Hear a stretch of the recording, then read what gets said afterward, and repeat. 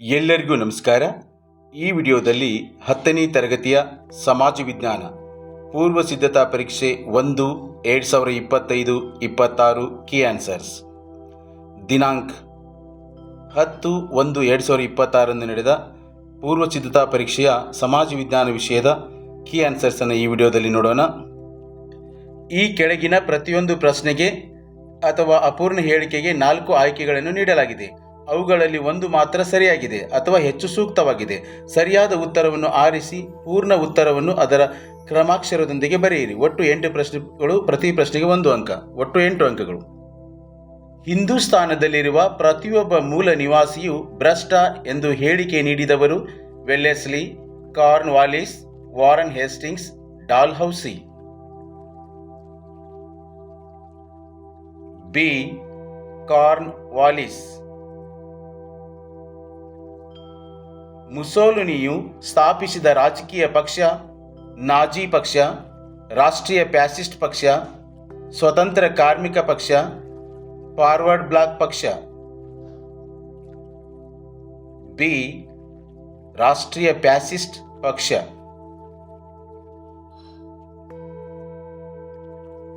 ವಿಶ್ವಸಂಸ್ಥೆ ಎಂಬ ಪದವನ್ನು ಪ್ರಥಮ ಬಾರಿಗೆ ಬಳಕೆ ಮಾಡಿದ್ದು 1942 ಜನವರಿ 1ರಂದು, 1965 ಅಕ್ಟೋಬರ್ 24ರಂದು, 1948 ಜನವರಿ 1ರಂದು, 1968 ಮಾರ್ಚ್ 8ರಂದು.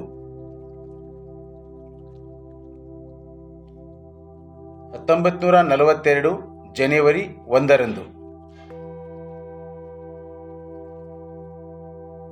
ನರ್ಮದಾ ಬಚಾವೋ ಆಂದೋಲನ ನಡೆದದ್ದು ಕೇರಳದಲ್ಲಿ, ಕರ್ನಾಟಕದಲ್ಲಿ, ಗುಜರಾತ್ನಲ್ಲಿ, ಉತ್ತರಾಖಂಡದಲ್ಲಿ.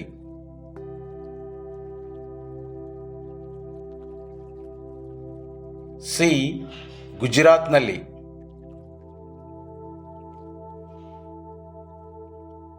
ಭಾರತವು ಪಡೆಯುವ ವಾರ್ಷಿಕ ಸರಾಸರಿ ಮಳೆಯ ಪ್ರಮಾಣ 75 ಸೆಂಟಿಮೀಟರ್ಗಳು, 118 ಸೆಂಟಿಮೀಟರ್ಗಳು, 250 ಸೆಂಟಿಮೀಟರ್ಗಳು, 50 ಸೆಂಟಿಮೀಟರ್ಗಳು.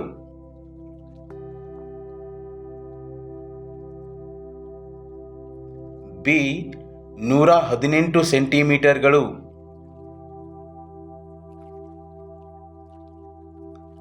ಭಾರತದ ಪ್ರಾದೇಶಿಕ ಮತ್ತು ಸ್ವತಂತ್ರ GPS ವ್ಯವಸ್ಥೆಯ ಹೆಸರು ಸ್ಪುಟ್ನಿಕ್, ಪಾತ್ಫೈಂಡರ್, ನಾವಿಕ್, ಮೈತ್ರಿ.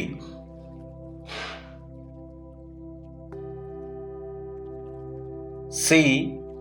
ನಾವಿಕ್.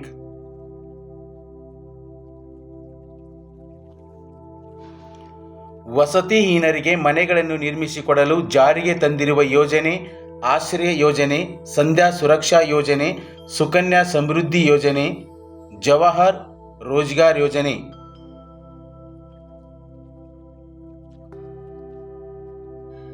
ಎ. ಆಶ್ರಯ ಯೋಜನೆ.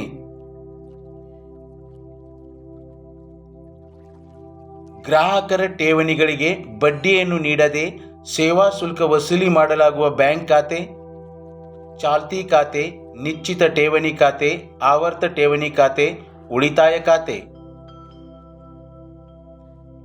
ಎ. ಚಾಲ್ತಿ ಖಾತೆ. ಎ. ಚಾಲ್ತಿ ಖಾತೆ. ಎರಡನೇ ಮುಖ್ಯ ಪ್ರಶ್ನೆ. ಈ ಪ್ರತಿಯೊಂದು ಪ್ರಶ್ನೆಗೂ ಒಂದೊಂದು ವಾಕ್ಯದಲ್ಲಿ ಉತ್ತರ ಬರೆಯಿರಿ. ಒಟ್ಟು 8 ಪ್ರಶ್ನೆಗಳು, ಪ್ರತಿ ಪ್ರಶ್ನೆಗೆ 1 ಅಂಕ, ಒಟ್ಟು 8 ಅಂಕಗಳು. ಹಲಗಲಿಯ ಬೇಡರು ಬ್ರಿಟಿಷರ ವಿರುದ್ಧ ದಂಗೆ ಏಳಲು ಕಾರಣವೇನು? ಬ್ರಿಟಿಷರು ಶಸ್ತ್ರಾಸ್ತ್ರ ನಿಷೇಧ ಕಾಯ್ದೆ ಜಾರಿಗೆ ತಂದರು. ಈ ಒಂದು ಕಾಯ್ದೆಯ ವಿರುದ್ಧ ಹಲಗಲಿ ಬೇಡರು ದಂಗೆ ಏಳ್ತಾರೆ. ರಷ್ಯಾವು ಜರ್ಮನಿಯೊಂದಿಗೆ ಯುದ್ಧರಹಿತ ಒಪ್ಪಂದ ಮಾಡಿಕೊಳ್ಳಲು ಕಾರಣವೇನು? 1917ರಲ್ಲಿ ರಷ್ಯಾದಲ್ಲಿ ಸಮಾಜವಾದಿ ಕ್ರಾಂತಿ ಸಂಭವಿಸಿತು. ಹೀಗಾಗಿ ರಷ್ಯಾ ಏನು ಮಾಡುತ್ತೆ, ಜರ್ಮನಿಯೊಂದಿಗೆ ಯುದ್ಧರಹಿತ ಒಪ್ಪಂದವನ್ನು ಮಾಡಿಕೊಳ್ಳುತ್ತೆ. ರಾಷ್ಟ್ರಗಳ ಸಂಘವನ್ನು ಏಕೆ ಸ್ಥಾಪಿಸಲಾಯಿತು? ಮಹಾಯುದ್ಧಗಳನ್ನು ತಡೆಗಟ್ಟಲು. ಈ ರಾಷ್ಟ್ರ ಸಂಘವನ್ನು 1ನೇ ಮಹಾಯುದ್ಧದ ನಂತರ ಸ್ಥಾಪನೆ ಮಾಡಿರ್ತಾರೆ, ಮಹಾಯುದ್ಧಗಳು ಮತ್ತೆ ಆಗಬಾರ್ದು ಅಂತ ತಿಳ್ಕೊಂಡು. 1976ರ ನಾಗರಿಕ ಹಕ್ಕುಗಳ ಸಂರಕ್ಷಣಾ ಕಾಯ್ದೆಯ ಮಹತ್ವವೇನು? ಈ ಕಾಯ್ದೆ ಪ್ರಕಾರ ಅಸ್ಪೃಶ್ಯತೆ ಆಚರಣೆಯು ಶಿಕ್ಷಾರ್ಹ ಅಪರಾಧವಾಗಿರುತ್ತದೆ. MRPL ವಿರುದ್ಧದ ಚಳುವಳಿಯನ್ನು ಏಕೆ ಹಮ್ಮಿಕೊಳ್ಳಲಾಯಿತು? ತೈಲ ಕಾರ್ಯಾಗಾರದಿಂದ ಹೊರಬರುವ ರಾಸಾಯನಿಕ ಅಂಶಗಳಿಂದ ಪರಿಸರ ನಾಶವಾಗುತ್ತದೆ ಎಂಬ ಕಾರಣದಿಂದ MRPL ವಿರುದ್ಧದ ಚಳುವಳಿನ ಹಮ್ಮಿಕೊಳ್ತಾರೆ. ಕಬ್ಬಿನ ಮತ್ತು ಉಕ್ಕಿನ ಕೈಗಾರಿಕೆಯನ್ನು ಮೂಲ ಕೈಗಾರಿಕೆ ಎಂದು ಕರೆಯುತ್ತಾರೆ. ಏಕೆ? ಈ ಕೈಗಾರಿಕೆಯು ಹಲವಾರು ಕೈಗಾರಿಕೆಗಳಿಗೆ ಅಗತ್ಯವಾದ ಕಚ್ಚಾ ವಸ್ತುಗಳನ್ನು ಒದಗಿಸುವುದು. ಕೇಂದ್ರ ಸರ್ಕಾರದ ಮುಂಗಡ ಪತ್ರವನ್ನು ಲೋಕಸಭೆಯಲ್ಲಿ ಯಾರು ಮಂಡಿಸುತ್ತಾರೆ?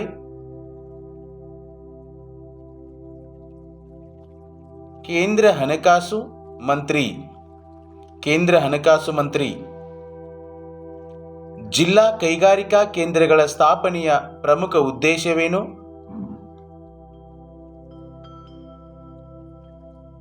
ಗ್ರಾಮೀಣ ಪ್ರದೇಶಗಳಲ್ಲಿ ಕೈಗಾರಿಕೆಗಳನ್ನು ಸ್ಥಾಪಿಸಲು ಮತ್ತು ಅವುಗಳ ಆಡಳಿತ ಹಾಗೂ ಸಮಗ್ರತೆಯನ್ನು ಕೇಂದ್ರೀಕರಿಸಲು ಜಿಲ್ಲಾ ಕೈಗಾರಿಕಾ ಕೇಂದ್ರಗಳನ್ನು ಸ್ಥಾಪನೆ ಮಾಡಿದ್ದಾರೆ. ಮೂರನೇ ಮುಖ್ಯ ಪ್ರಶ್ನೆ. ಈ ಪ್ರತಿಯೊಂದು ಪ್ರಶ್ನೆಗೂ 2ರಿಂದ 4 ವಾಕ್ಯಗಳಲ್ಲಿ ಅಥವಾ ಅಂಶಗಳಲ್ಲಿ ಉತ್ತರಿಸಿ. ಒಟ್ಟು 8 ಪ್ರಶ್ನೆಗಳು, ಪ್ರತಿ ಪ್ರಶ್ನೆಗೆ 2 ಅಂಕ, ಒಟ್ಟು 16 ಅಂಕಗಳು. ಪ್ರತ್ಯಕ್ಷ ನೇಮಕಾತಿ ಹಾಗೂ ಪರೋಕ್ಷ ನೇಮಕಾತಿಗಳ ನಡುವಿನ ವ್ಯತ್ಯಾಸಗಳಾವುವು? ಪ್ರತ್ಯಕ್ಷ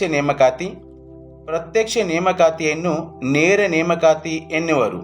ಇದು ಜನಪ್ರಿಯ ಮತ್ತು ವೈಜ್ಞಾನಿಕ ವಿಧಾನವಾಗಿದೆ. ಇದು ಅರ್ಹ ಅಭ್ಯರ್ಥಿಗಳನ್ನು ಸ್ಪರ್ಧಾತ್ಮಕ ಪರೀಕ್ಷೆಗಳ ಮೂಲಕ ಆಯ್ಕೆ ಮಾಡುತ್ತದೆ. ಪರೋಕ್ಷ ನೇಮಕಾತಿಯನ್ನು ಆಂತರಿಕ ನೇಮಕಾತಿ ಎನ್ನುವರು. ಸೇವೆಯಲ್ಲಿದ್ದವರಿಗೆ ಮೇಲ್ದರ್ಜೆ ಹುದ್ದೆಗಳನ್ನು ನೀಡುವುದು. ಈ ಪದ್ಧತಿಯು ಭಾರತ ಸೇರಿದಂತೆ ಎಲ್ಲ ರಾಷ್ಟ್ರಗಳಲ್ಲಿ ಇದೆ. ಅಥವಾ ಅಂತ ಒಂದು ಪ್ರಶ್ನೆ ಅದ. ಆಹಾರ ಮತ್ತು ಕೃಷಿ ಸಂಸ್ಥೆಯ ಉದ್ದೇಶಗಳಾವುವು? ಉತ್ತರವನ್ನು ನೋಡೋಣ. ಆಹಾರ ಮತ್ತು ಕೃಷಿ ಸಂಸ್ಥೆಯ ಉದ್ದೇಶಗಳು: ಕೃಷಿ ಕ್ಷೇತ್ರದ ಅಭಿವೃದ್ಧಿ, ಪೌಷ್ಟಿಕ ಆಹಾರ ಒದಗಿಸುವಿಕೆ, ಜಾಗತಿಕ ಜನಸಮುದಾಯವನ್ನು ಹಸಿವಿನಿಂದ ಮುಕ್ತಗೊಳಿಸುವುದು, ಗ್ರಾಮಾಂತರ ಪ್ರದೇಶಗಳ ಜನರ ಜೀವನ ಮಟ್ಟದ ಸುಧಾರಣೆ. ಹೆಣ್ಣು ಭ್ರೂಣ ಹತ್ಯೆಯ ದುಷ್ಪರಿಣಾಮಗಳನ್ನು ಸಂಕ್ಷಿಪ್ತವಾಗಿ ವಿವರಿಸಿ. ಸ್ತ್ರೀ ಪುರುಷರ ಲಿಂಗಾನುಪಾತದಲ್ಲಿ ಏರುಪೇರು, ಲಿಂಗ ತಾರತಮ್ಯ, ಸ್ತ್ರೀಯರ ಸ್ಥಾನದ ಅಪಮೌಲ್ಯೀಕರಣ, ಸ್ತ್ರೀಯರ ಸಂಖ್ಯೆ ಇಳಿಕೆ. ಅಥವಾ ಅಂತ ಒಂದು ಪ್ರಶ್ನೆ ಅದ. ದೊಂಬಿಯ ನಿಯಂತ್ರಣ ಕ್ರಮಗಳನ್ನು ಸಂಕ್ಷಿಪ್ತವಾಗಿ ವಿವರಿಸಿ. ಅಧಿಕಾರಿಗಳ ಸಮಯ ಪ್ರಜ್ಞೆ, ಪೊಲೀಸ್, ರಕ್ಷಣಾ ಪಡೆ, ಕಾನೂನು ಇವುಗಳಿಂದ ಏನು ಮಾಡ್ಬೋದು ಅಂದರೆ ಈ ದೊಂಬಿಯನ್ನು ನಿಯಂತ್ರಣ ಮಾಡಬಹುದು. ಭಾರತದಲ್ಲಿ ತಮ್ಮ ಸಾಮ್ರಾಜ್ಯ ವಿಸ್ತರಣೆಗಾಗಿ ಬ್ರಿಟಿಷರು ಅನುಸರಿಸಿದ ನೀತಿಗಳಾವುವು? ಸಹಾಯಕ ಸೈನ್ಯ ಪದ್ಧತಿ, ದತ್ತು ಮಕ್ಕಳಿಗೆ ಹಕ್ಕಿಲ್ಲ ನೀತಿ. ಹೈದರಾಬಾದ್ ಸಂಸ್ಥಾನವನ್ನು ಭಾರತ ಒಕ್ಕೂಟಕ್ಕೆ ಹೇಗೆ ವಿಲೀನಗೊಳಿಸಲಾಯಿತು? ನಿಜಾಮನು ಸ್ವತಂತ್ರವಾಗಿ ಉಳಿಯಲು ಬಯಸಿದನು. ನಿಜಾಮನು ಭಾರತಕ್ಕೆ ಸೇರಲು ನಿರಾಕರಿಸಿದನು. ಭಾರತದ ಸೈನಿಕರು ನಿಜಾಮನನ್ನು ಸೋಲಿಸಿದರು. 1948ರಲ್ಲಿ ಇದು ಭಾರತದೊಂದಿಗೆ ಸೇರ್ಪಡೆಯಾಯಿತು. ಬಾವಿ ನೀರಾವರಿಯು ಅತಿ ಪ್ರಮುಖವಾದ ನೀರಾವರಿ ಪದ್ಧತಿಯಾಗಿದೆ. ಏಕೆ? ದೇಶದಲ್ಲಿ ಅತಿ ಹೆಚ್ಚು ಕೃಷಿ ಕ್ಷೇತ್ರಕ್ಕೆ ನೀರಾವರಿ ಸೌಲಭ್ಯ ಒದಗಿಸುತ್ತದೆ. ಕಡಿಮೆ ಮಳೆ ಬೀಳುವ ಭಾಗಗಳಲ್ಲಿ ಹೆಚ್ಚು ಉಪಯುಕ್ತವಾಗಿದೆ. ಬಾವಿಗಳ ನಿರ್ಮಾಣ ಮತ್ತು ನಿರ್ವಹಣೆ ಸುಲಭ. ಕೆರೆ ಮತ್ತು ಕಾಲುವೆ ನೀರಾವರಿ ಸೌಲಭ್ಯವಿಲ್ಲದ ಭಾಗಗಳಲ್ಲಿ ಅವಶ್ಯಕ. ಭಾರತದಲ್ಲಿ ತೋಟಗಾರಿಕಾ ಬೇಸಾಯದ ಬೆಳವಣಿಗೆಗೆ ಸಹಾಯಕವಾಗಿರುವ ಅಂಶಗಳನ್ನು ವಿವರಿಸಿ. ವೈವಿಧ್ಯಮಯ ಭೂಸ್ವರೂಪ, ವಾಯುಗುಣ, ಮಣ್ಣು, ನೀರಾವರಿ ಸೌಲಭ್ಯ ಇವುಗಳಿರೋದ್ರಿಂದಲೇ ಭಾರತ ದೇಶದಲ್ಲಿ ತೋಟಗಾರಿಕೆ ಬೇಸಾಯ ಏನಾಗಿದೆ ಅಂದರೆ ಬೆಳವಣಿಗೆ ಆಗ್ತಾ ಇದೆ. ನೀತಿ ಆಯೋಗದ ಉದ್ದೇಶಗಳು ಯಾವುವು? ನೀತಿ ಆಯೋಗದ ಧ್ಯೇಯಗಳು ಭಾರತ ಸರ್ಕಾರದ ಚಿಂತಕರ ಚಾವಡಿಯಾಗಿ ಕಾರ್ಯನಿರ್ವಹಿಸುವುದು, ಆರ್ಥಿಕ ಅಭಿವೃದ್ಧಿಯ ನೋಡಲ್ ಏಜೆನ್ಸಿಯಾಗಿ ಕಾರ್ಯನಿರ್ವಹಿಸುವುದು, ಕೆಳಮಟ್ಟದಿಂದ ಸಂಪನ್ಮೂಲಗಳನ್ನು ಬಳಸಿಕೊಂಡು ಆರ್ಥಿಕ ನೀತಿ ನಿರ್ಮಾಣ ಪ್ರಕ್ರಿಯೆಯಲ್ಲಿ ಭಾರತದ ರಾಜ್ಯ ಸರ್ಕಾರಗಳ ಒಳಗೊಳ್ಳುವಿಕೆಯ ಮೂಲಕ ಸಹಕಾರಿ ಫೆಡರಲಿಸಂ ಅನ್ನು ಉತ್ತೇಜಿಸುತ್ತದೆ. ಪ್ರತಿ ವರ್ಷವೂ ಮಾರ್ಚ್ 15ರಂದು ವಿಶ್ವ ಗ್ರಾಹಕರ ಹಕ್ಕುಗಳ ದಿನವನ್ನು ಆಚರಿಸಲಾಗುತ್ತದೆ. ಏಕೆ? 1962 ಮಾರ್ಚ್ 15ರಂದು ಅಮೆರಿಕದ ಅಧ್ಯಕ್ಷ ಜಾನ್ ಎಫ್ ಕೆನೆಡಿ ನಾಗರಿಕರಿಗಾಗಿ ಸಂರಕ್ಷತೆಯ ಹಕ್ಕು, ಆಯ್ಕೆಯ ಹಕ್ಕು, ಮಾಹಿತಿ ಪಡೆಯುವ ಹಕ್ಕು ಮತ್ತು ಆಲಿಸುವ ಹಕ್ಕು ಎಂಬ 4 ಹಕ್ಕುಗಳನ್ನು ನೀಡುವ ವಿಧೇಯಕವನ್ನು ಅಂಗೀಕರಿಸಿದರು. ಹೀಗಾಗಿ ಮಾರ್ಚ್ 15ರಂದು ವಿಶ್ವ ಗ್ರಾಹಕರ ಹಕ್ಕು ದಿನ ಆಚರಿಸುತ್ತಾರೆ. 4ನೇ ಮುಖ್ಯ ಪ್ರಶ್ನೆ. ಈ ಪ್ರತಿಯೊಂದು ಪ್ರಶ್ನೆಗೂ 6 ವಾಕ್ಯಗಳಲ್ಲಿ ಅಥವಾ ಅಂಶಗಳಲ್ಲಿ ಉತ್ತರಿಸಿ. ಒಟ್ಟು 9 ಪ್ರಶ್ನೆಗಳು, ಪ್ರತಿ ಪ್ರಶ್ನೆಗೆ 3 ಅಂಕ, ಒಟ್ಟು 27 ಅಂಕಗಳು. 1857ರ ಭಾರತ ಪ್ರಥಮ ಸ್ವಾತಂತ್ರ್ಯ ಸಂಗ್ರಾಮದ ಪರಿಣಾಮಗಳು ಯಾವುವು? ಉತ್ತರವನ್ನು ನೋಡೋಣ. 1857ರ ಪ್ರಥಮ ಸ್ವಾತಂತ್ರ್ಯ ಸಂಗ್ರಾಮದ ಪರಿಣಾಮಗಳು: ಈಸ್ಟ್ ಇಂಡಿಯಾ ಕಂಪನಿ ಅಂತ್ಯವಾಯಿತು. ಭಾರತದ ವ್ಯವಹಾರವನ್ನು ಬ್ರಿಟಿಷ್ ಪಾರ್ಲಿಮೆಂಟಿನ ಭಾರತದ ವ್ಯವಹಾರಗಳ ಕಾರ್ಯದರ್ಶಿಗೆ ಒಪ್ಪಿಸಲಾಯಿತು. ದತ್ತು ಮಕ್ಕಳಿಗೆ ಹಕ್ಕಿಲ್ಲ ನೀತಿ ರದ್ದಾಯಿತು. ಸಾಮ್ರಾಜ್ಯ ವಿಸ್ತರಣೆ ಕೈಬಿಡುವುದು. ಸುಭದ್ರ ಸರ್ಕಾರ ನೀಡುವುದು. ಕಾನೂನು ಮುಂದೆ ಸಮಾನತೆ. ಧಾರ್ಮಿಕ ವಿಷಯಗಳಲ್ಲಿ ಹಸ್ತಕ್ಷೇಪ ಮಾಡುವಂತಿಲ್ಲ. ಭಾರತೀಯರ ಪ್ರೀತಿ, ಬೆಂಬಲ ಮತ್ತು ವಿಶ್ವಾಸ ಅವಶ್ಯವೆಂದು ಬ್ರಿಟಿಷರು ತಿಳಿದರು. ಅಥವಾ ಅಂತ ಒಂದು ಪ್ರಶ್ನೆ ಅದ. ಭಾರತದಲ್ಲಿ ಬ್ರಿಟಿಷ್ ಶಿಕ್ಷಣದಿಂದ ಉಂಟಾಗುವ ಪರಿಣಾಮಗಳನ್ನು ವಿವರಿಸಿ. ಬ್ರಿಟಿಷ್ ಶಿಕ್ಷಣದ ಪರಿಣಾಮಗಳು: ರಾಷ್ಟ್ರೀಯವಾದಿ ಬೆಳೆಯಿತು. ಸ್ಥಳೀಯ ಭಾಷೆ ಬೆಳೆಯಿತು. ಸ್ಥಳೀಯ ಸಾಹಿತ್ಯ ಬೆಳೆಯಿತು. ವೃತ್ತ ಪತ್ರಿಕೆಗಳು ಬೆಳೆದವು. ಸುಧಾರಣಾ ಚಳುವಳಿಗಳು ಹುಟ್ಟಿಕೊಂಡವು. ಐರೋಪ್ಯ ಚಿಂತನೆಯ ಪ್ರಭಾವ. ಸ್ವಾತಂತ್ರ್ಯ ಚಳುವಳಿಯ ಅರಿವು ಮೂಡಿತು. ಸಾಂಸ್ಕೃತಿಕ ಪರಂಪರೆಯ ಅರಿವು ಮೂಡಿತು. ಭೂಕಂಪದ ಮುನ್ನೆಚ್ಚರಿಕೆ ಕ್ರಮಗಳಾವುವು? ಉತ್ತರವನ್ನು ನೋಡೋಣ. ಭೂಕಂಪದ ಮುನ್ನೆಚ್ಚರಿಕೆ ಕ್ರಮಗಳು: ಬಹು ಅಂತಸ್ತಿನ ಕಟ್ಟಡಗಳ ನಿಷೇಧ. ಕಟ್ಟಡಗಳನ್ನು ಹಗುರವಾದ ವಸ್ತುಗಳಿಂದ ನಿರ್ಮಿಸುವುದು. ಕಟ್ಟಡಗಳು ಸ್ಥಿತಿಸ್ಥಾಪಕತ್ವ ಗುಣ ಹೊಂದಿರಬೇಕು. ಭೂಕಂಪದ ಬಗ್ಗೆ ಜನರಿಗೆ ತಿಳುವಳಿಕೆ ನೀಡುವುದು. ಬಾವಿಗಳ ಆಳ ಕೊರೆತವನ್ನು ನಿಷೇಧಿಸುವುದು. ಗುಡ್ಡ ಪ್ರದೇಶದಲ್ಲಿ ನಗರಗಳ ಬೆಳವಣಿಗೆ ನಿಷೇಧ. ಜಲಾಶಯಗಳ ನಿಷೇಧ. ಅರಣ್ಯ ನಾಶ ನಿಯಂತ್ರಣ. ಗಣಿಗಾರಿಕೆ ನಿಷೇಧ. ಇದು 3 ಅಂಕದ ಪ್ರಶ್ನೆ ಇರೋದ್ರಿಂದ 6 ಪಾಯಿಂಟ್ ಬರೆದ್ರೆ ಸಾಕು. ಅಥವಾ ಅಂತ ಒಂದು ಪ್ರಶ್ನೆ ಅದ. ದೂರ ಸಂವೇದಿ ತಂತ್ರಜ್ಞಾನದ ಉಪಯೋಗಗಳೇನು? ಉತ್ತರವನ್ನು ನೋಡೋಣ. ದೂರ ಸಂವೇದಿ ತಂತ್ರಜ್ಞಾನದ ಉಪಯೋಗಗಳು: ನೈಜ ಮಾಹಿತಿ ದೊರೆಯುವುದು. ಕಡಿಮೆ ವೆಚ್ಚದಲ್ಲಿ ಮಾಹಿತಿ ಸಂಗ್ರಹಣೆ. ಮಾಹಿತಿಯನ್ನು ಕಂಪ್ಯೂಟರ್ಗಳಿಂದ ವಿಶ್ಲೇಷಿಸಬಹುದು. ಉಪಗ್ರಹಗಳಿಂದ ಮಾಹಿತಿ ಪಡೆಯಬಹುದು. ನೈಸರ್ಗಿಕ ವಿಕೋಪಗಳ ಮಾಹಿತಿ ಪಡೆಯಬಹುದು. ಪ್ರಾಕೃತಿಕ ಸಂಪನ್ಮೂಲಗಳ ಮಾಹಿತಿ. ಅಧಿಕಾರ ವಿಕೇಂದ್ರೀಕರಣವು ಗಾಂಧೀಜಿಯವರ ಗ್ರಾಮ ಸ್ವರಾಜ್ಯ ಕಲ್ಪನೆಯನ್ನು ಎತ್ತಿ ಹಿಡಿಯುತ್ತದೆ. ಹೇಗೆ? ಹಳ್ಳಿಯ ಅಭಿವೃದ್ಧಿಯ ಜವಾಬ್ದಾರಿಯನ್ನು ಹಳ್ಳಿಯ ಜನರಿಗೆ ವಹಿಸಿಕೊಡುವುದು. ಸ್ವಾವಲಂಬಿ, ಸ್ವಯಂಪೂರ್ಣ ಮತ್ತು ಸಮೃದ್ಧ ಗ್ರಾಮಗಳನ್ನು ಅಭಿವೃದ್ಧಿಪಡಿಸಬಹುದು. ಇದನ್ನೇ ಗಾಂಧೀಜಿಯವರು ಗ್ರಾಮ ಸ್ವರಾಜ್ಯ ಎಂದು ಕರೆದಿದ್ದರು. ಇದು ಎಲ್ಲ ರೀತಿಯ ಶೋಷಣೆಗಳನ್ನು ತಡೆಯುತ್ತದೆ. ಇದು ಮಾನವನ ಸ್ವಾತಂತ್ರ್ಯ ಮತ್ತು ಘನತೆಯನ್ನು ಸಂರಕ್ಷಿಸುತ್ತದೆ.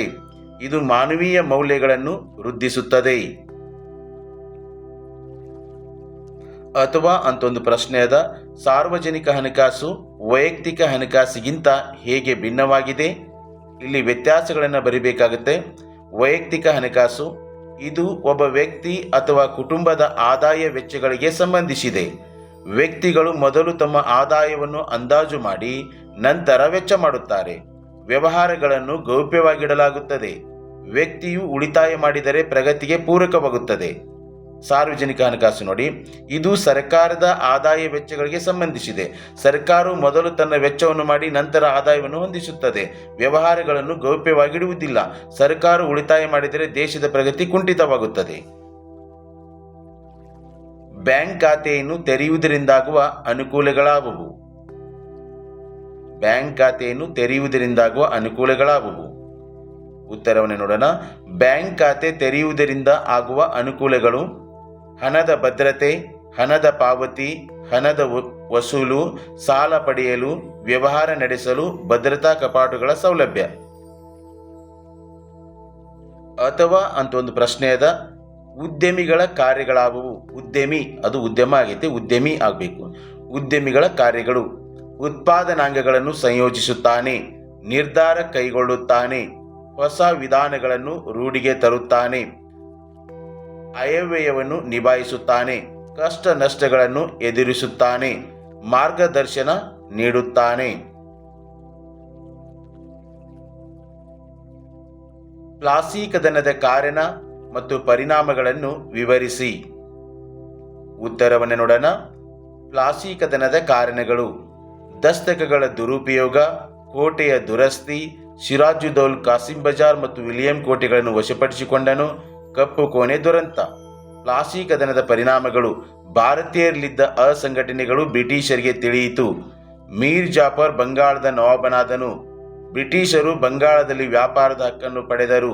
ಮೀರ್ ಜಾಫರ್ ಬ್ರಿಟಿಷರಿಗೆ 17,70,00,000 ರೂಪಾಯಿಗಳನ್ನು ನೀಡಿದನು. ಮಾನವ ಹಕ್ಕುಗಳ ಸಂರಕ್ಷಣೆಗಾಗಿ ಭಾರತವು ಹೇಗೆ ಪ್ರಯತ್ನಿಸುತ್ತಿದೆ? ಭಾರತವು ಸಾರ್ವತ್ರಿಕ ಮಾನವ ಹಕ್ಕುಗಳನ್ನು ಪ್ರತಿಪಾದಿಸಿದೆ. ಸಾಮಾನ್ಯ ಸಭೆಯಲ್ಲಿ ಅಂದರೆ ವಿಶ್ವಸಂಸ್ಥೆಯ ಸಾಮಾನ್ಯ ಸಭೆಯಲ್ಲಿ ಮಾನವ ಹಕ್ಕುಗಳನ್ನು ಸಂರಕ್ಷಿಸಬೇಕೆಂದು ಸಮರ್ಥಿಸಿದೆ. ಸಂವಿಧಾನದಲ್ಲಿ ಮೂಲಭೂತ ಹಕ್ಕುಗಳನ್ನು ನಮೂದಿಸಿದೆ. ಜನಾಂಗ ಹತ್ಯೆ, ವಿವಿಧ ಶೋಷಣೆ ಮತ್ತು ದಬ್ಬಾಳಿಕೆಗಳನ್ನು ವಿರೋಧಿಸಿದೆ. ರಾಷ್ಟ್ರೀಯ ಮಾನವ ಹಕ್ಕುಗಳ ಆಯೋಗ ಸ್ಥಾಪನೆ, ರಾಜ್ಯ ಮಾನವ ಹಕ್ಕುಗಳ ಆಯೋಗ ಸ್ಥಾಪನೆ. ನಿರುದ್ಯೋಗದ ಪರಿಣಾಮಗಳನ್ನು ವಿವರಿಸಿ. ಉತ್ತರವನ್ನು ನೋಡೋಣ. ನಿರುದ್ಯೋಗದ ಪರಿಣಾಮಗಳು: ಬಡತನ, ಅನಾರೋಗ್ಯ, ಭ್ರಷ್ಟಾಚಾರ, ಮೋಸ, ವಂಚನೆ, ಕಳ್ಳತನ. ಇಲ್ಲಿ 3 ಅಂಕದ ಪ್ರಶ್ನೆ ಇರೋದ್ರಿಂದ ಓನ್ಲಿ 6 ಪಾಯಿಂಟ್ ಬರೆದರೆ ಸಾಕು. 19ನೇ ಶತಮಾನವನ್ನು ಭಾರತೀಯ ಪುನರುಜ್ಜೀವನ ಕಾಲ ಎಂದು ಕರೆಯುತ್ತಾರೆ. ಏಕೆ? ಉತ್ತರವನ್ನು ನೋಡೋಣ. ಪಾಶ್ಚಾತ್ಯ ನಾಗರಿಕತೆಯ ಸಂಪರ್ಕ, ಇಂಗ್ಲಿಷ್ ಶಿಕ್ಷಣದ ಸೌಲಭ್ಯ, ಪ್ರಜಾಪ್ರಭುತ್ವ ಮತ್ತು ರಾಷ್ಟ್ರೀಯತೆಯ ಪರಿಕಲ್ಪನೆಗಳ ಪರಿಚಯ, ವೈಚಾರಿಕತೆಯ ಮನೋಭಾವ ಬೆಳೆಯಿತು, ಭಾರತೀಯ ಸಮಾಜದ ವಿಶ್ಲೇಷಣೆ, ಸುಧಾರಣೆ ಮತ್ತು ಆಸಕ್ತಿ ಬೆಳೆಯಿತು, ಬ್ರಿಟಿಷರು ಸುಧಾರಣಾವಾದಿಗಳನ್ನು ಬೆಂಬಲಿಸಿದರು, ಬ್ರಿಟಿಷರು ಅನಿಷ್ಟ ಪದ್ಧತಿಗಳನ್ನು ನಿಷೇಧಿಸಲು ಯತ್ನಿಸಿದರು. ಅರಣ್ಯಗಳ ಸಂರಕ್ಷಣಾ ವಿಧಾನಗಳಾವುವು? ಉತ್ತರವನ್ನು ನೋಡೋಣ.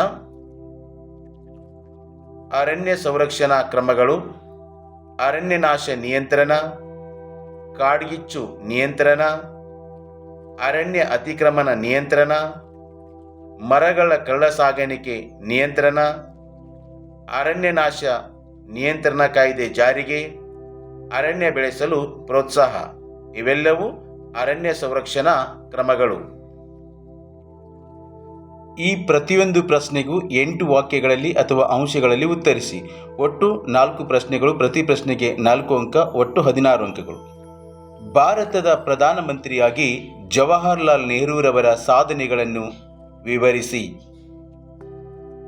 ಜವಾಹರ್ಲಾಲ್ ನೆಹರು ಪ್ರಧಾನಿಯಾಗಿ ಮಾಡಿದ ಸುಧಾರಣೆಗಳು ಅಥವಾ ಸಾಧನೆಗಳು: ನವ ಭಾರತದ ಶಿಲ್ಪಿ, ಸಂಸ್ಥಾನಗಳ ವಿಲೀನೀಕರಣದಲ್ಲಿ ಸರ್ದಾರ್ ವಲ್ಲಭಭಾಯಿ ಪಟೇಲರಿಗೆ ಬೆಂಬಲ, ಭಾಷಾವಾರು ಪ್ರಾಂತ್ಯಗಳ ರಚನೆ, ಮಿಶ್ರ ಆರ್ಥಿಕ ನೀತಿ ಜಾರಿಗೆ, ಬೃಹತ್ ಕೈಗಾರಿಕೆಗಳ ಸ್ಥಾಪನೆ, ಪಂಚವಾರ್ಷಿಕ ಯೋಜನೆ ಜಾರಿಗೆ, ಅಲಿಪ್ತ ನೀತಿ ಪ್ರತಿಪಾದಿಸಿದರು, ಪಂಚಶೀಲ ತತ್ವಗಳನ್ನು ರೂಪಿಸಿದರು. ಅಥವಾ ಅಂತ ಒಂದು ಪ್ರಶ್ನೆ ಅದ, ಪೆರಿಯಾರ್ ಚಳುವಳಿಯ ಮುಖ್ಯಾಂಶಗಳನ್ನು ವಿವರಿಸಿ. ಪೆರಿಯಾರ್ ಚಳುವಳಿಯ ಮುಖ್ಯಾಂಶಗಳು: ದಕ್ಷಿಣ ಭಾರತದಲ್ಲಿ ನಡೆದ ಬ್ರಾಹ್ಮಣೇತರ ಚಳುವಳಿಯಾಗಿದೆ. ತಮಿಳುನಾಡಿನಲ್ಲಿ ಜಸ್ಟಿಸ್ ಪಾರ್ಟಿ ಈ ಚಳುವಳಿಯನ್ನು ಮುನ್ನಡೆಸಿತು. ರಾಮಸ್ವಾಮಿ ನಾಯರ್ ಅವರ ನೇತೃತ್ವದಲ್ಲಿ ಆತ್ಮಗೌರವ ಚಳುವಳಿ ಆರಂಭವಾಯಿತು. ಆರ್ಯ ಬ್ರಾಹ್ಮಣ ಎನ್ನುವ ಜನಾಂಗೀಯ ಶ್ರೇಷ್ಠತೆಯನ್ನು ತಿರಸ್ಕರಿಸಿದರು. ಸಂಸ್ಕೃತ ಭಾಷೆ ಮತ್ತು ಸಾಹಿತ್ಯವನ್ನು ವಿರೋಧಿಸಿದರು. ರಾವಣನು ದ್ರಾವಿಡ ನಾಯಕನೆಂದು, ರಾಮನು ವೈದಿಕ ದೇವರೆಂಬುದನ್ನು ತಿರಸ್ಕರಿಸಿದರು. ಜಾತಿ ಮತ್ತು ಲಿಂಗ ತಾರತಮ್ಯಗಳನ್ನು ವಿರೋಧಿಸಿದರು. ದ್ರಾವಿಡ ಕಳಗಂ ಸಂಘಟನೆಯನ್ನು ಸ್ಥಾಪಿಸಿದರು. ಕಪ್ಪು ಮಣ್ಣು ಜಂಬಿಟ್ಟಿಗೆ ಮಣ್ಣಿಗಿಂತ ಹೇಗೆ ಭಿನ್ನವಾಗಿದೆ? ಇಲ್ಲಿ ವ್ಯತ್ಯಾಸಗಳನ್ನು ಬರೀಬೇಕಾಗುತ್ತೆ. ಕಪ್ಪು ಮಣ್ಣು ಮತ್ತು ಜಂಬಿಟ್ಟಿಗೆ ಮಣ್ಣು. ಅಗ್ನಿಶಿಲೆಗಳ ಶಿಥಿಲೀಕರಣ ತೇವಾಂಶವನ್ನು ಹಿಡಿದಿಟ್ಟುಕೊಳ್ಳುತ್ತದೆ. ಇದು ಕಬ್ಬಿಣ, ಸುಣ್ಣ, ಮ್ಯಾಗ್ನೀಸಿಯಂ ಕಾರ್ಬೋನೇಟ್ಗಳನ್ನು ಒಳಗೊಂಡಿದೆ. ಹತ್ತಿ, ಜೋಳ, ಗೋಧಿಗಳಿಗೆ ಸೂಕ್ತ. ಮಹಾರಾಷ್ಟ್ರ, ಗುಜರಾತ್, ಮಧ್ಯಪ್ರದೇಶ, ಆಂಧ್ರ ಪ್ರದೇಶದ ಪಶ್ಚಿಮ ಭಾಗ, ಉತ್ತರ ಕರ್ನಾಟಕದಲ್ಲಿ ಈ ಮಣ್ಣು ಕಂಡುಬರುತ್ತದೆ. ಜಂಬಿಟ್ಟಿಗೆ ಮಣ್ಣು ಹೆಚ್ಚು ಮಳೆ ಬೀಳುವ ಮತ್ತು ಅಧಿಕ ಉಷ್ಣಾಂಶ ಇರುವಲ್ಲಿ ಕಂಡುಬರುತ್ತದೆ. ಇದು ಕಬ್ಬಿಣದ ಆಕ್ಸೈಡ್ ಮತ್ತು ಅಲ್ಯೂಮಿನಿಯಂಗಳನ್ನು ಒಳಗೊಂಡಿದೆ. ಕಾಫಿ ಬೆಳೆಗೆ ಸೂಕ್ತ. ಪಶ್ಚಿಮ ಘಟ್ಟಗಳು, ವಿಂಧ್ಯ, ಸಾತ್ಪುರ, ರಾಜ್ಮಹಲ್ ಬೆಟ್ಟಗಳು ಮತ್ತು ಪೂರ್ವಾಂಚಲ ಪ್ರದೇಶಗಳಲ್ಲಿ ಕಂಡುಬರುತ್ತದೆ. ಅಥವಾ ಅಂತ ಒಂದು ಪ್ರಶ್ನೆ ಅದ. ಭಾರತದಲ್ಲಿ ಕೈಗಾರಿಕೆಗಳು ಕೆಲವೇ ಪ್ರದೇಶಗಳಲ್ಲಿ ಮಾತ್ರ ಸ್ಥಾನೀಕರಣಗೊಂಡಿವೆ. ಏಕೆ? ಕೈಗಾರಿಕೆಗಳ ಸ್ಥಾನೀಕರಣದ ಮೇಲೆ ಪ್ರಭಾವ ಬೀರುವ ಅಂಶಗಳು: ಕಚ್ಚಾ ವಸ್ತುಗಳು, ಶಕ್ತಿ ಸಂಪನ್ಮೂಲಗಳು, ಮಾರುಕಟ್ಟೆ, ಸಂಚಾರ ಸೌಲಭ್ಯ, ಕಾರ್ಮಿಕರ ಪೂರೈಕೆ, ಬಂದರುಗಳ ಸೌಲಭ್ಯ, ಭೂಮಿ ದೊರೆಯುವಿಕೆ, ತಾಂತ್ರಿಕತೆ, ಸರ್ಕಾರದ ನೀತಿ ನಿಯಮಗಳು. ನಾಲ್ವಡಿ ಕೃಷ್ಣರಾಜ ಒಡೆಯರ ಆಡಳಿತವು ಮೈಸೂರನ್ನು ಒಂದು ಮಾದರಿ ರಾಜ್ಯವನ್ನಾಗಿ ಮಾಡಿತು. ಸಮರ್ಥಿಸಿ.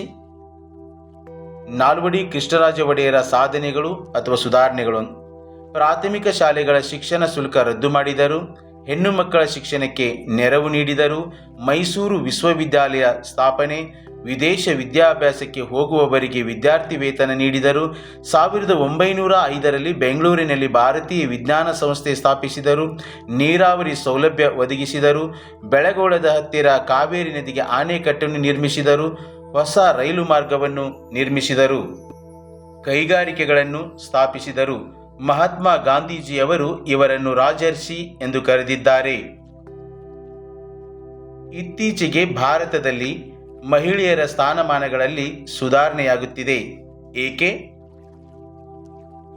ಮಹಿಳೆಯರ ಸ್ಥಾನಮಾನ ಉತ್ತಮಪಡಿಸಲು ಸರ್ಕಾರ ಕೈಗೊಂಡಿರುವ ಕ್ರಮಗಳು: ಮಹಿಳಾ ಮತ್ತು ಮಕ್ಕಳ ಕಲ್ಯಾಣ ಇಲಾಖೆ ರಚನೆ, ಉದ್ಯೋಗದಲ್ಲಿ ಮೀಸಲಾತಿ, ಮಹಿಳಾ ಆಯೋಗ ರಚನೆ, ಮಹಿಳಾ ಅಭಿವೃದ್ಧಿ ನಿಗಮ ಸ್ಥಾಪನೆ, ಸಖಿ ಒನ್ ಸ್ಟಾಪ್ ಸೆಂಟರ್ ಸ್ಥಾಪನೆ, 2005ರಲ್ಲಿ ಮಹಿಳೆಯರ ರಕ್ಷಣಾ ಕಾಯ್ದೆ ಜಾರಿಗೆ, 2013ರಲ್ಲಿ ಲೈಂಗಿಕ ಕಿರುಕುಳ ನಿಷೇಧ ಕಾಯ್ದೆ ಜಾರಿಗೆ, ಕರ್ನಾಟಕ ಸ್ಥಳೀಯ ಸಂಸ್ಥೆಗಳಲ್ಲಿ 50% ಮೀಸಲಾತಿ, ಮಹಿಳಾ ಸಹಾಯವಾಣಿ 1091, ಬಾಲ್ಯ ವಿವಾಹ ನಿಷೇಧ, ವರದಕ್ಷಿಣೆ ನಿಷೇಧ. ನಿಮಗೆ ನೀಡಿರುವ ಭಾರತದ ನಕ್ಷೆಯಲ್ಲಿ ಕೆಳಗಿನವುಗಳಲ್ಲಿ ಯಾವುದಾದರೂ 5 ಗುರುತಿಸಿ. ಒಟ್ಟು 10 ಸ್ಥಳಗಳನ್ನು ನೀಡಿರ್ತಾರೆ. ಅದರಲ್ಲಿ ಯಾವುದಾದರೂ ನೀವು 5 ಸ್ಥಳಗಳನ್ನು ಗುರುತಿಸಬೇಕು. ಒಟ್ಟು 5 ಅಂಕಗಳು. ಈ ಭಾರತದ ನಕಾಶೆಯಲ್ಲಿ ಸ್ಕ್ರೀನ್ ಮೇಲಿರುವ ಈ 10 ಸ್ಥಳಗಳನ್ನು ಗುರುತಿಸೋಣ. ಮೊದಲಿಗೆ 23ನೇ ಉತ್ತರ ಅಕ್ಷಾಂಶ ಕರ್ಕಾಟಕ ಸಂಕ್ರಾಂತಿ ವೃತ್ತ. ನೋಡಿ, ರೆಡ್ ಲೈನ್ ಹಾಕಲಾಗಿದೆಯಲ್ಲೋ, ಗುಜರಾತಿನ ಮೇಲ್ಭಾಗ ತ್ರಿಪುರ ಮತ್ತು ಮಿಜೋರಾಂದಲ್ಲಿ ಹಾಕಬೇಕು. ನೆಕ್ಸ್ಟು ಇಂದಿರಾ ಪಾಯಿಂಟ್, ಅಂಡಮಾನ್ ನಿಕೋಬಾರ್ ದ್ವೀಪದಲ್ಲಿ ಬರುತ್ತೆ. ಬಿ ಅಂತ ಇದೆ ಅಲ್ವಾ, ಅದು ಇಂದಿರಾ ಪಾಯಿಂಟ್. ನೆಕ್ಸ್ಟ್ ಕೊಂಕಣ ತೀರ, ನೋಡಿ ಡಾಟ್ ಹಾಕಿದೆ ಅಲ್ವಾ, ಅದು ಕೊಂಕಣ ತೀರ. ಆ ರೀತಿಯಾಗಿ ಡಾಟ್ ಹಾಕಬೇಕಾಗುತ್ತೆ. ವಿದ್ಯಾರ್ಥಿಗಳು ಕಡ್ಡಾಯವಾಗಿ ಸೀಸ್ ಪೆನ್ಸಿಲನ್ನೇ ಉಪಯೋಗ ಮಾಡ್ಕೊಳ್ಬೇಕು. ಗೋವಿಂದ ಸಾಗರ, ಡಿ, ಹಿಮಾಚಲ ಪ್ರದೇಶದಲ್ಲಿ ಗುರುತಿಸಲಾಗಿದೆ. ಗೋವಿಂದ ಸಾಗರ. ಕೈಗಾ, ಇದು ಕರ್ನಾಟಕದ ಉತ್ತರ ಕನ್ನಡ ಜಿಲ್ಲೆಯಲ್ಲಿ ಬರುತ್ತೆ. ಕೈಗಾ ಅನುಸ್ಥಾವರ. ಕಾಂಡ್ಲಾ, ಗುಜರಾತ್ ಭಾಗದಲ್ಲಿದೆ ನೋಡಿ. ಕಾಂಡ್ಲಾ ಅನ್ನೋದು ಒಂದು ಬಂದರು. ನೆಕ್ಸ್ಟ್ ಭಾರತದ ಚಹಾದ ಬಂದರು ಕೋಲ್ಕತ್ತಾ, ಪಶ್ಚಿಮ ಬಂಗಾಳದಲ್ಲಿ ಬರುತ್ತೆ, ಗುರುತಿಸಲಾಗಿದೆ. ನೆಕ್ಸ್ಟ್ ಗುವಾಹಟಿ, ಅಸ್ಸಾಮಲ್ಲಿ ಬರುತ್ತೆ, ಗುರುತಿಸಲಾಗಿದೆ. ಎಚ್ ಅಂತಿದೆಯಲ್ಲ, ಅದು ಗುವಾಹಟಿ. ಸೇಲಂ, ಇಲ್ಲಿ ಕಬ್ಬಿಣ ಮತ್ತು ಉಕ್ಕಿನ ಕಾರ್ಖಾನೆಯಾದ ಸೇಲಂ ತಮಿಳುನಾಡಲ್ಲಿ ಬರುತ್ತೆ, ಗುರುತಿಸಲಾಗಿದೆ. ಲಾತೂರು, ಇದು ಮಹಾರಾಷ್ಟ್ರದಲ್ಲಿ ಬರುತ್ತೆ. ನೀವು ನಕ್ಷೆಯಲ್ಲಿ ನೋಡ್ಬೋದು, ಮಹಾರಾಷ್ಟ್ರದಲ್ಲಿ ಲಾತೂರು. ಈಗ ಈ ಭಾರತದ ನಕ್ಷೆಯಲ್ಲಿ ಈ ಎಲ್ಲ 10 ಸ್ಥಳಗಳನ್ನು ಸರಿಯಾಗಿ ಗುರುತಿಸಲಾಗಿದೆ. ದೃಷ್ಟಿ ವಿಕಲಚೇತನ ವಿದ್ಯಾರ್ಥಿಗಳಿಗೆ ಪರ್ಯಾಯ ಪ್ರಶ್ನೆ. ಪ್ರಶ್ನೆ ಸಂಖ್ಯೆ 38ರ ಬದಲಿಗೆ, ಇದು ಕೇವಲ ದೃಷ್ಟಿ ವಿಕಲಚೇತನ ವಿದ್ಯಾರ್ಥಿಗಳಿಗೆ ಮಾತ್ರ ಇರುತ್ತೆ. ವಿವಿಧೋದ್ದೇಶ ನದಿ ಕಣಿವೆ ಯೋಜನೆಗಳ ಪ್ರಮುಖ ಉದ್ದೇಶಗಳಾವವು? ಉತ್ತರವನ್ನು ನೋಡೋಣ. ವಿವಿಧೋದ್ದೇಶ ನದಿ ಕಣಿವೆ ಯೋಜನೆಯ ಉದ್ದೇಶಗಳು: ನೀರಾವರಿ ಸೌಲಭ್ಯ, ವಿದ್ಯುತ್ ಉತ್ಪಾದನೆ, ಪ್ರವಾಹ ನಿಯಂತ್ರಣ, ನೌಕಾಯಾನ, ಗೃಹ ಬಳಕೆ, ಮಣ್ಣಿನ ಸವಕಳಿ ನಿಯಂತ್ರಣ, ಮೀನುಗಾರಿಕೆ, ಅರಣ್ಯ ಸಂಪತ್ತಿನ ಅಭಿವೃದ್ಧಿ. ಇವೆಲ್ಲವೂ ವಿವಿಧೋದ್ದೇಶ ನದಿ ಕಣಿವೆ ಯೋಜನೆಯ ಉದ್ದೇಶಗಳು. ಅಥವಾ ಅಂತ ಒಂದು ಪ್ರಶ್ನೆ ಅದ, ಹಿಮಾಲಯ ಪರ್ವತಗಳ ಅನುಕೂಲಗಳಾವವು? ಉತ್ತರವನ್ನು ನೋಡೋಣ. ಹಿಮಾಲಯ ಪರ್ವತ ಶ್ರೇಣಿಗಳಿಂದಾಗುವ ಪ್ರಯೋಜನಗಳು ಅಥವಾ ಅನುಕೂಲತೆಗಳು: ಇದು ಭಾರತಕ್ಕೆ ರಕ್ಷಣೆ ಒದಗಿಸಿದೆ. ಇದು ಶೀತ ಗಾಳಿಯನ್ನು ತಡೆಯುತ್ತದೆ. ಅನೇಕ ನದಿಗಳ ಉಗಮ ಸ್ಥಾನ, ಜಲವಿದ್ಯುತ್ ಉತ್ಪಾದನೆಗೆ ಅನುಕೂಲ, ಸಸ್ಯ ಮತ್ತು ಪ್ರಾಣಿಗಳಿಗೆ ಆಶ್ರಯ ತಾಣವಾಗಿದೆ. ಇದು ಖನಿಜ ಸಂಪನ್ಮೂಲಗಳನ್ನು ಹೊಂದಿದೆ. ಇದು ಪ್ರಮುಖ ಪ್ರವಾಸಿ ಸ್ಥಳವಾಗಿದೆ. ಇದು ಧಾರ್ಮಿಕ ಕೇಂದ್ರಗಳನ್ನು ಹೊಂದಿದೆ. ಇದು ಅಧಿಕ ಮಳೆಯಾಗಲು